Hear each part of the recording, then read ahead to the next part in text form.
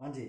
हमारा टॉपिक चल रहा था इकोसिस्टम। और इकोसिस्टम में अभी तक हमने पारिस्थितिकी अनुक्रमण तक कंप्लीट पढ़ लिया था। आज की जो हमारी क्लास रहेगी वो लास्ट टॉपिक बचा हुआ है इकोसिस्टम के कार्यों में पोषण चक्र, न्यूट्रिएंट साइकिल के ऊपर।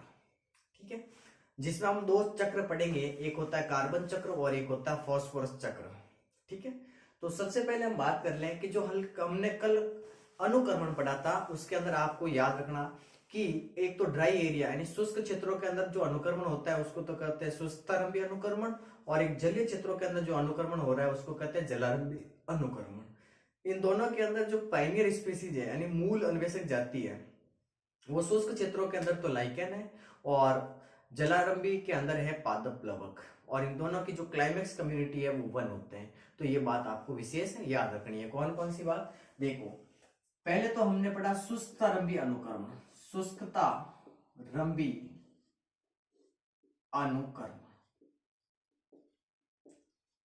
ठीक है, और दूसरा पढ़ा हमने जलारंभी अनुक्रमण,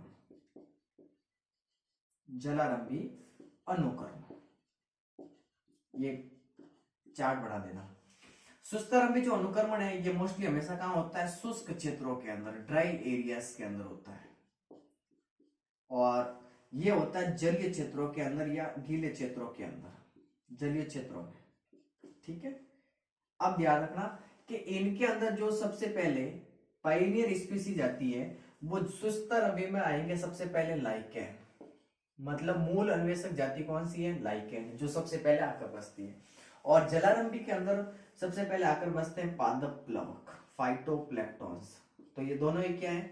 यहाँ की मूल अन्वेषक जाति है। लाइकेन किसकी है? तो शुष्कतारंभी की है, मूल अन्वेषक जाति, पाइनियर स्पीसीज। और यहाँ पर ये पादप प्लवक है, ये यहाँ पर क्या है? मूल अन्वेषक जाति, जो किसकी है? जलारंभी की मूल अन्वेषक जाति। इंग्लिश में इसको पाइनियर स्पीसीज कहते हैं। जबकि इसकी और इसकी दोनों की जो चरम समुदाय है वो है वन। वन क्या है? चरम समुदाय, क्लाइमेक्स स्टेज। जो सबसे पहले आए थे उनको हमने पूर्वगामी का, और जो सबसे लास्ट में आएंगे समुदाय उसको कहते हैं हम चरम समुदाय। ठीक है, ये था लास्ट में हमारा टॉपिक। अब हम पढ़ेंगे पोषण चक्र, न्यूट्रिएंट साइकिल, उसकी बात कर लेते हैं। देखो, पोषण चक्र, पोषण चक्र आपके कोर्स के अंदर दो दे रखे हैं। एक दे रखा है गैसीय और एक दे रखा है अवसादी चक्र। गैसीय चक्र कौन कौन से होते हैं और अवसादी चक्र कौन कौन से होते हैं उनकी बात करेंगे। देखो, चौथा कार्य है हमारा पोषण चक्र। कौन सा है? पोषण चक्र। हम याद रखना इकोसिस्टम के कार्य पढ़ रहे हैं, चार कार्य थे। सबसे पहला कौन सा कार्य था? उत्पादकता यानी प्रोडक्टिविटी, जो हमने कंप्लीट पढ़ लिया था। दूसरा कार्य कौन सा था? अपघटन, डिकम्पोजर, कंप्लीट पढ़ा था हमने। तीसरा कौन सा कार्य था? ऊर्जा प्रवाह, एनर्जी फ्लो, खाद्य श्रृंखला और खाद्य जाल। और इसके बाद में चौथा कार्य आता है पोषण चक्रण। इसका मतलब ये हमारी आज इस टॉपिक की लास्ट क्लास है, पोषण चक्रण।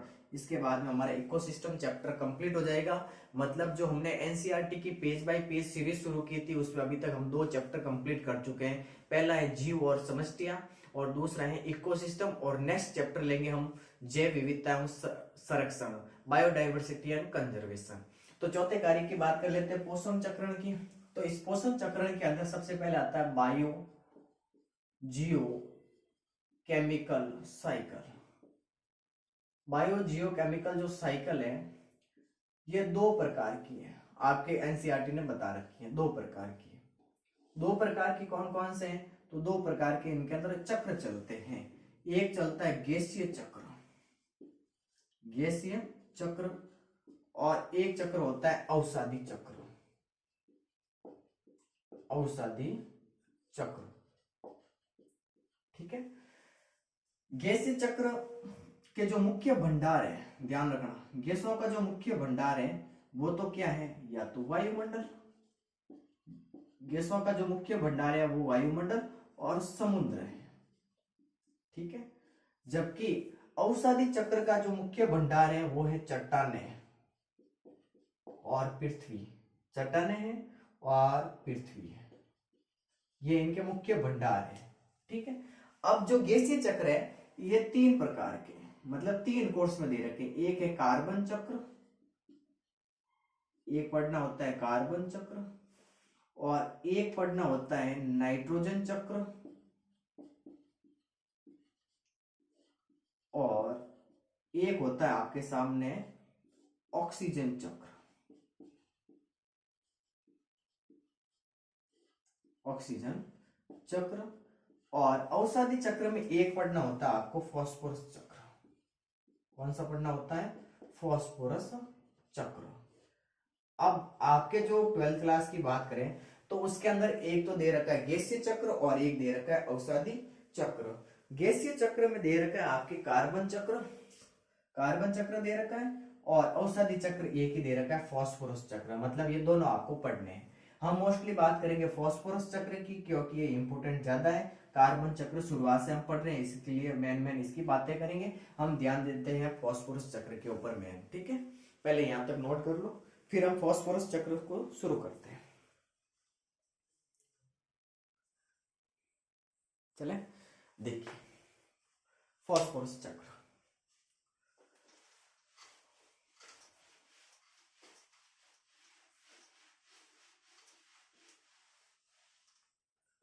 आपके सामने है फास्फोरस चक्र जो कि एक औषधि चक्र है, ध्यान रखना। फास्फोरस चक्र।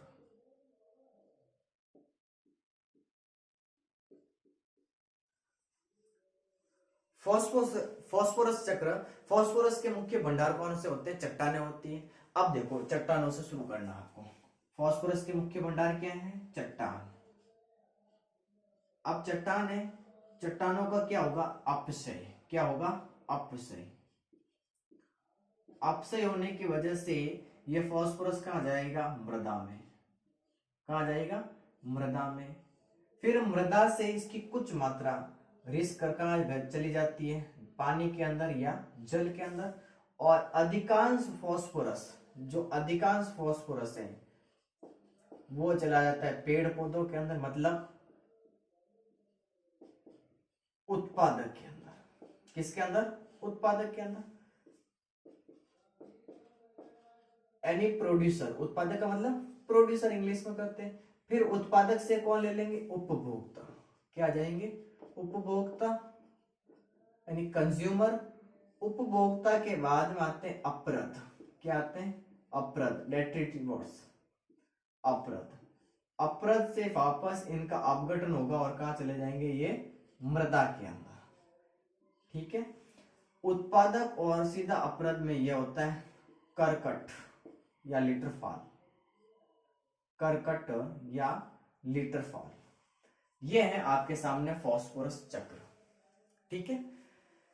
चट्टानों का अपक्षय हुआ, अपक्षय होने की वजह से फास्फोरस मृदा में चला गया, मृदा से कुछ रिस्क ये पानी में चला गया, बाकी अधिकांश फास्फोरस कहां चला गया? उत्पादक के अंदर यानी प्रोड्यूसर के अंदर। प्रोड्यूसर से कहां चला गया? कंज्यूमर के अंदर। कंज्यूमर से कहां चला गया? अपघटन में। ठीक है। अपरद में, अपरद का क्या हुआ? अपघटन। अपघटन होने से वापस कहां चला गया? मृदा में। अपरद क्या होते हैं? मृत कार्बनिक पदार्थ। मृत कार्बनिक पदार्थ। यह है फास्फोरस चक्र आपके सामने। अब एग्जाम में क्या करते हैं कि ये चित्र बना लेंगे और यहाँ पर काट देंगे, जैसे ये यहाँ पर ये शब्द हटा देंगे, या फिर ये यहाँ पर ये शब्द हटा देंगे, और यहाँ पर ये कोई यहाँ से कोई शब्द हटा देंगे और पूछ लेंगे कि ए बी और सी क्या है। यहाँ पर कौन सा आएंगे? उत्पादक कहाँ पर आएंगे, या करकट कहाँ पर है, अपरद कहाँ पर है, उपभोक्ता कहाँ है, अपघटन कहाँ है। ये मेन फास्फोरस चक्र है। ठीक है। कार्बन चक्र की हम बात नहीं करेंगे। क्यों?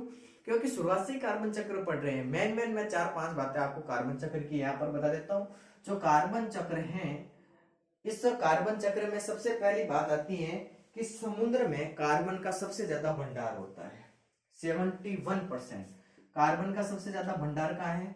समुद्रों के अंदर। कितना है? 71%। ठीक है। दूसरा हम बात करें तो वायुमंडल के अंदर कितना है कार्बन का भंडार? वायुमंडल के अंदर कार्बन का भंडार होता है 1%। ठीक है। हमारे जीवों के भार के अंदर कितना होता है? तो याद रखना, जीवों के भार के अंदर, हमारे अंदर कार्बन का वजन होता है, कार्बन का भार या वजन ये होता है 49%। कितना होता है? 49%। इसका मतलब हमारे शरीर में सबसे ज्यादा तो क्या होता है? जल होता है। जल के बाद में दूसरे स्थान पर सबसे ज्यादा कौन सा होगा? कार्बन। और कार्बन की जो वार्षिक उत्पादकता है वो 4 × 10⁻13 किलो होती है। ये कार्बन की क्या है? वार्षिक उत्पादकता। मैं यहाँ पर लिख लेता हूं, आप थोड़ा देख लेना। वार्षिक उत्पादकता, ठीक है, ईयरली प्रोडक्टिविटी। ये हो गया आपके कंप्लीट इकोसिस्टम, ठीक है। अब ध्यान से सुनिए, अभी तक 2 चैप्टर कंप्लीट हुए हमारे इकोसिस्टम के अंदर। इकोसिस्टम, जीव और समष्टियां, और जैव विविधता और संरक्षण। ये बहुत इंपॉर्टेंट टॉपिक होते हैं, आगे भी आपके काम आएंगे।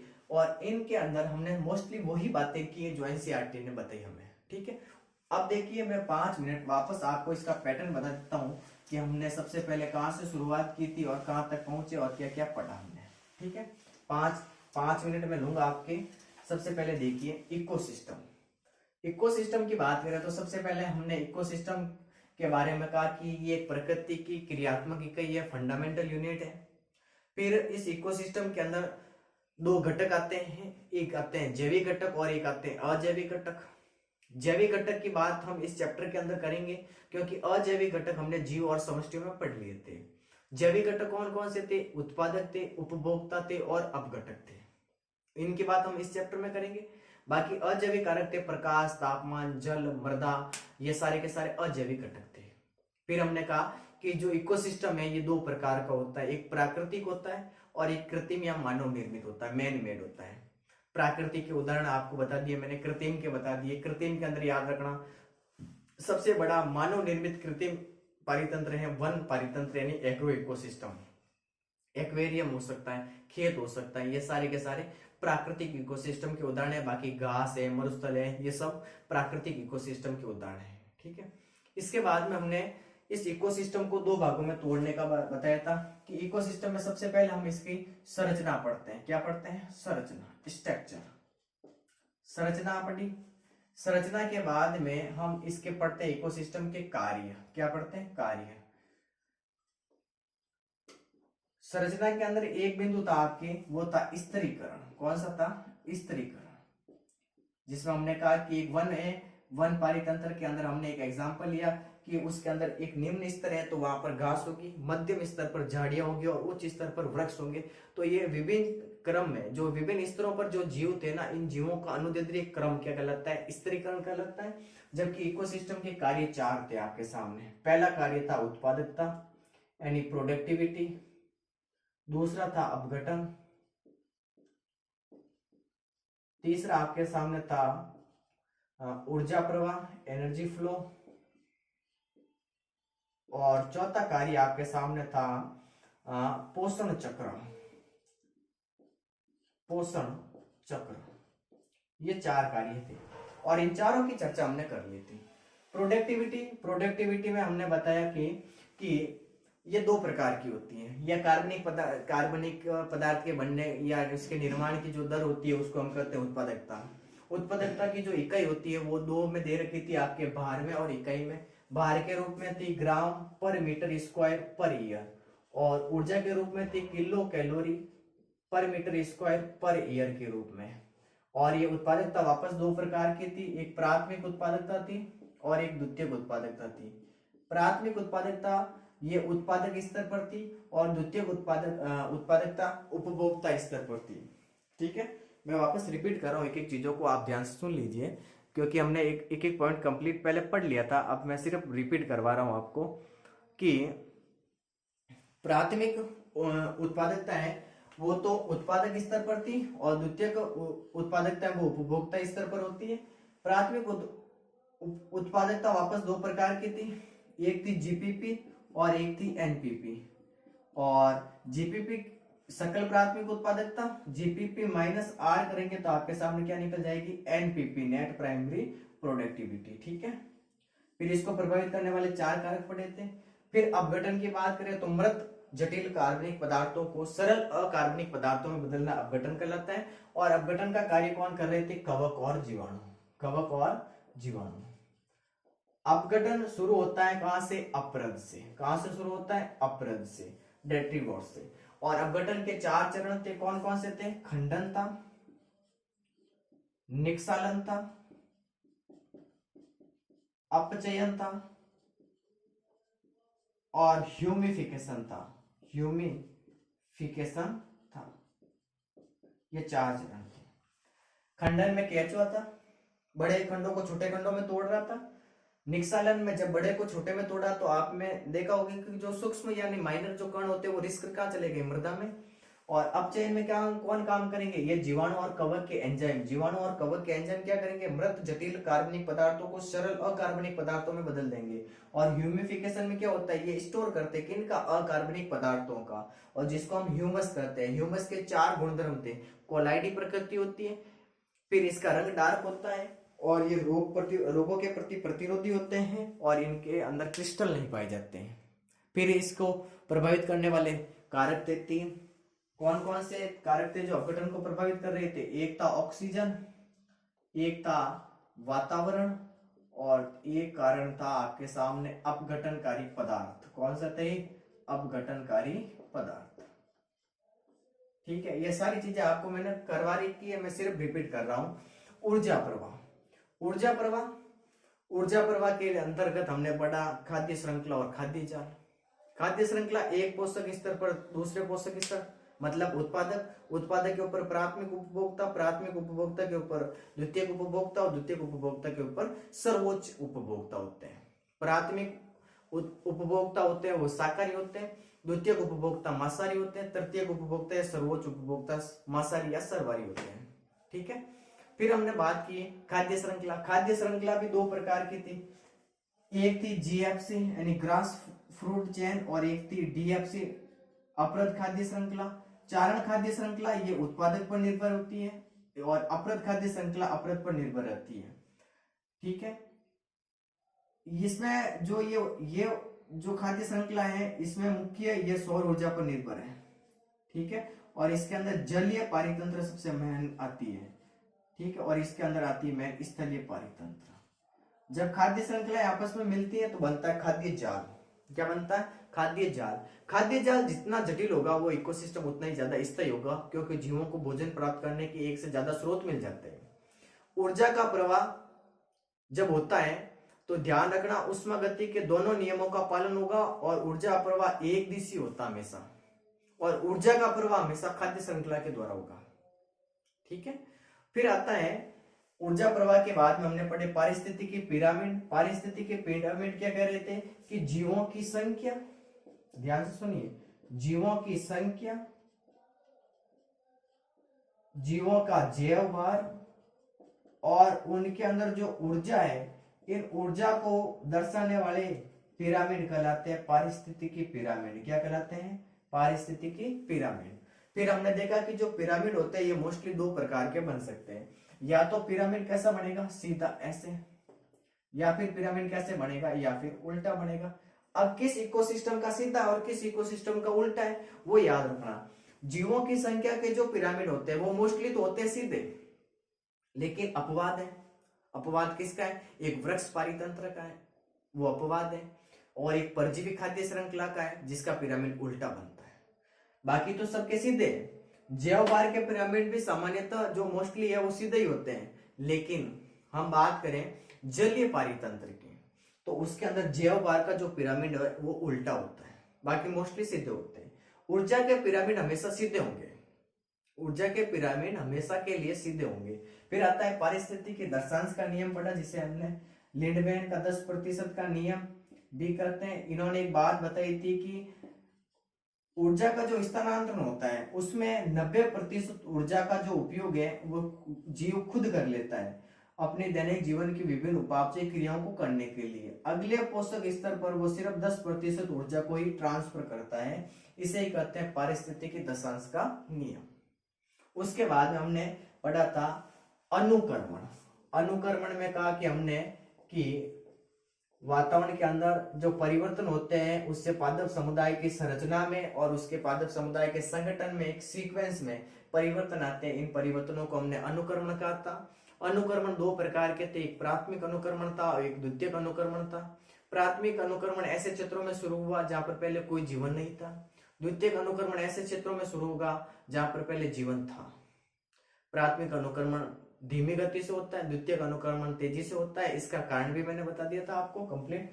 फिर अनुक्रमण के अंदर आपने देखा होगा कि जो सबसे पहले जाति आती है उसको कहते हैं पूर्वगामी समुदाय। जो सबसे पहले आकर बसता है ना समुदाय, उसको कहते हैं पूर्वगामी समुदाय, और जो सबसे लास्ट में आकर बसता है उसको कहते हैं चरम समुदाय। ठीक है। फिर इसके अनुक्रमण के अंदर भी आपने दो चीजें पढ़ी, एक तो पढ़ा होगा शुष्कतारंभी अनुक्रमण, और एक पढ़ा होगा जलारंभी अनुक्रमण। जो जल के अंदर शुरू हो रहा था उसको जलारंभी कहते हैं, और जो शुष्क क्षेत्रों में शुरू हुआ था उसे शुष्कतारंभी कहते हैं। इन दोनों के अंदर याद रखना, पाइनियर जो स्पीसीज है, मूल अन्वेषक जाति है, वो शुष्कतारंभी के अंदर है लाइकेन, और जलारंभी के अंदर जो मूल अन्वेषक जाति है या पाइनियर स्पीसीज है वो पादप प्लवक है। बाकी इनकी जो क्लाइमेक्स कम्युनिटी है वो वन है दोनों की। ठीक है। उसके बाद में हमने पढ़ा पोषण चक्रण। पोषण चक्रण बायो जियोकेमिकल साइकिल, जो आज की क्लास हमने पढ़ी हुई। हमने कहा कि दो बायो जियोकेमिकल साइकिल दो प्रकार के हैं, एक गैसीय चक्र है और एक औषधि चक्र है। गैसीय चक्र के जो मुख्य भंडार है वो वायुमंडल है या फिर समुद्र है, और औषधि चक्र के मुख्य भंडार होते चट्टाने या पृथ्वी। अब गैसीय चक्र के तीन चीजें दे रखी है आपके कोर्स में, एक दे रखा है कार्बन चक्र, एक दे रखा है नाइट्रोजन चक्र, और एक दे रखा है ऑक्सीजन चक्र। और औषधि चक्र के अंदर एक चक्र दे रखा है आपके फास्फोरस चक्र। हमने मोस्टली कौन सा चक्र पढ़ा? फास्फोरस चक्र, क्योंकि ये हमारे काम का है, मोस्टली पर्सन इसी से आते हैं। जबकि गैसीय चक्र है वो गैसीय चक्र कार्बन चक्र जो आपको पढ़ना है वो आप शुरुआत से पढ़ रहे हैं, उसकी मेन बातें करनी है आपको। ठीक है। तो फास्फोरस चक्र में हमने देखा कि सबसे पहले वापस बना के बता देता हूँ, बोल मत जाना, गलत मत करना। ठीक है। कोई मिला के देखो, वापस मैं आपके सामने फास्फोरस चक्र बना रहा हूं। सबसे पहले फास्फोरस के भंडार कहाँ होते हैं? चट्टानों के अंदर। ये चट्टानें आ गई, इन चट्टानों का क्या होगा? अपक्षय। क्या होगा? पहले अपक्षय। अपक्षय होने की वजह से क्या होगा? ये मृदा में चला जाएगा फास्फोरस। ठीक है। अब मृदा से कुछ फास्फोरस रिस कर कहाँ चला जाता है? जल के अंदर। और अधिकांश जो फास्फोरस होता है, अधिकांश फास्फोरस वो पेड़ पौधे ले लेते हैं। पेड़ पौधों का मतलब उत्पादक। अधिकांश फॉस्फेट कौन ले लेते हैं? पेड़ पौधे। पेड़ पौधे का मतलब उत्पादक, प्रोड्यूसर, ये ले लेते हैं। फिर उत्पादक से कहाँ जाएंगे? उपभोक्ता के अंदर। उत्पादक से कहाँ जाएंगे भाई? उपभोक्ता के अंदर, यानी कंज्यूमर के अंदर। उपभोक्ता के अंदर आ गए। उपभोक्ता से वापस कहाँ जाते हैं? ये अपरद। और अपरद के बाद में इनका वापस हो जाता है अपघटन, और अपघटन होने की वजह से ये वापस कहाँ मिल जाते हैं? मृदा के अंदर। ठीक है। ये याद रखना, कर्कट या लिट्रफाल। ये आपके सामने फास्फोरस चक्र था। ठीक है।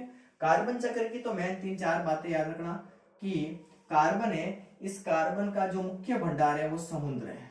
समुद्रों के अंदर कार्बन लगभग 71% होता है। और दूसरी बात याद रखना कि वायुमंडल है, उस वायुमंडल के अंदर कार्बन का भंडार लगभग 1% है। कितना है? 1% है। तीसरी बात, जीवों के अंदर इसका भार कितना है? हमारे अंदर तो जीवों के अंदर इसका भार है 49%। इसका मतलब कह सकते हैं कि हमारे शरीर के अंदर सबसे ज्यादा क्या होता है? जल होता है, क्योंकि हमारे शरीर में सबसे ज्यादा मात्रा किसकी होती है? जल की होती है। जल के बाद में दूसरे नंबर पर क्या जाता है? कार्बन। तो सबसे ज्यादा जल है, जल के बाद में कौन सा आता है? कार्बन।